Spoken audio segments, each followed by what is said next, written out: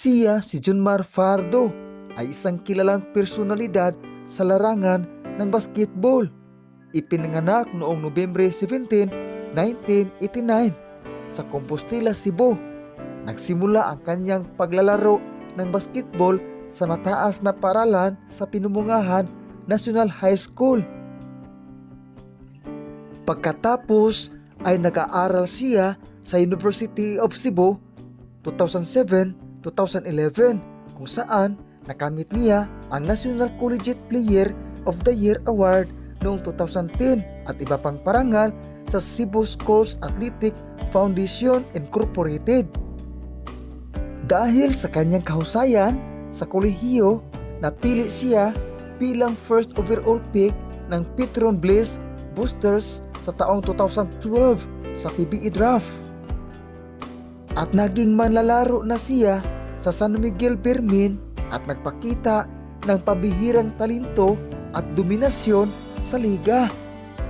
Si Junmar Fajardo ay mayroong maraming parangal, kabilang na ang paulit-ulit na pagkapanalo bilang PBA Most Valuable Player or MVP. Isang record na nagpapakita ng kanyang patuloy na kahusayan.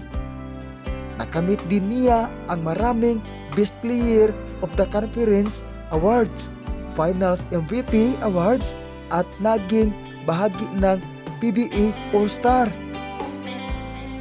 Naglaro rin siya para sa pambansang kupunan na ating Gilas, Pilipinas. Si Junmar Fajardo ay hindi lamang isang mahusay na manlalaro kundi isang inspirasyon din sa mga kabataan na nagnanais maging basketballista.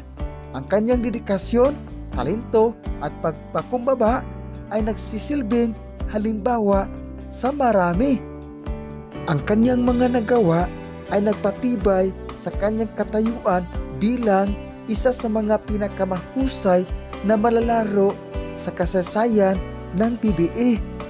Maraming salamat po sa panonood at ito na ang ating shoutout galing pa rin sa mainit na oven.